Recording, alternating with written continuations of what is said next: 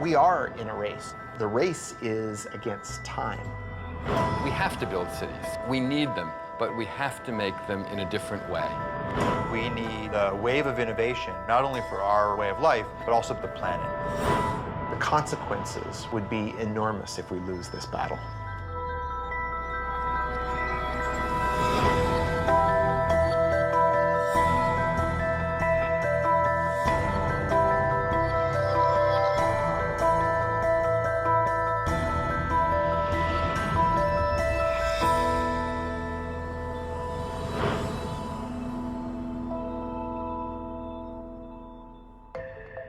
I'm Thomas Getz, executive editor at Wired magazine.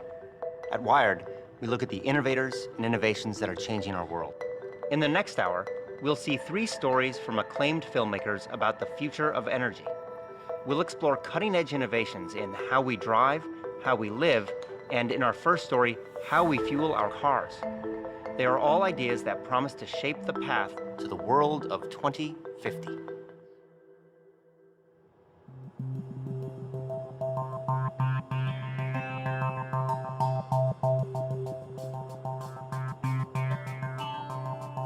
The world has right now close to 1 billion cars, and we might double the number of cars on the planet by 2050.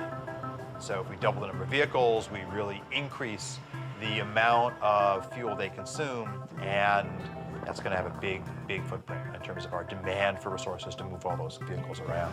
We're pulling up carbon that's been stored underground and burning it in our automobiles and putting all that carbon dioxide into the atmosphere.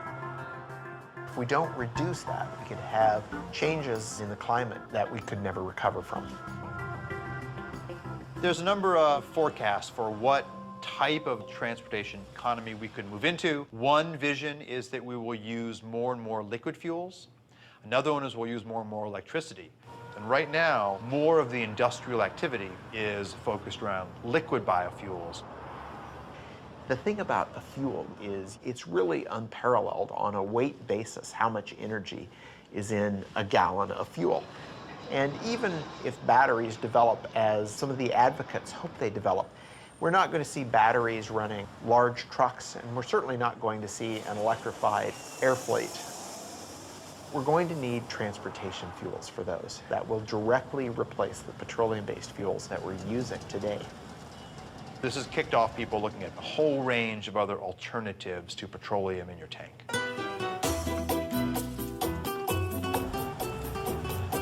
Commercial production of ethanol as fuel started in Brazil in 1975. When we started the ethanol program, nobody talked about reducing emissions. This was not an issue at that time. First, and most important, we didn't have money to buy oil anymore after the first oil shock. We were importers of oil. And today, more than 50% of all cars use ethanol instead of gasoline. Brazil made a very conscious choice to try to find a way to reduce their fossil fuel dependence. And they didn't have to look very far because Brazil's climate is ideal for growing sugarcane. When you have sugarcane plantation, you have only 2 things to make, sugar and ethanol. My family has been in sugarcane business since 1955. And about 30 years ago, I thought there is opportunity to make more ethanol. And now we are producing 120,000 cubic meters of ethanol. Brazil today has very close to 400 sugar mills. The overall sales is 30 billion US dollars, and this number is increasing. If you look at how they make ethanol and how efficient the process is, it's really a model for all of us. They grind the plant up, extract the sugar from the cane. The sugar goes into these large fermentation tanks, which combines sugars together with yeast that naturally produces ethanol. They use the rest of the plant to generate heat to distill the ethanol and turn it into fuel.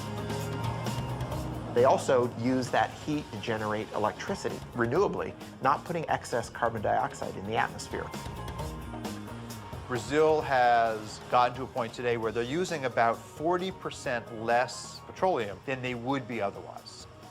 But Brazil cannot supply the whole world with ethanol because they would have to cut very strongly into food production and into critical natural areas like the Amazon to make that happen.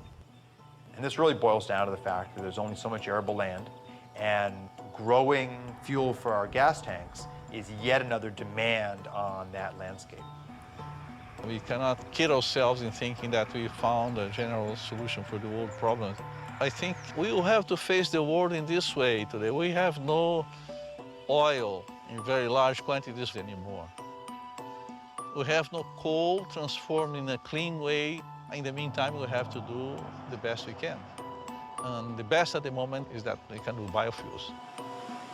Sugarcane to ethanol is an incredibly efficient process. You get out about 7 times the energy you put into growing the sugarcane. In the US, when we produce ethanol from corn, for every unit of input of energy, we get about the same amount of energy out. So we're really not gaining anything. We need a better process. We don't have to take what nature's given us. We can actually engineer plants and yeast to be more efficient, and that's the basis for a lot of the work that we're doing now. What we need to look at, though, is which of the pathways that come out of this are not only good financially, but those that are also good in sustainability. And this equation is really wide open right now. We are in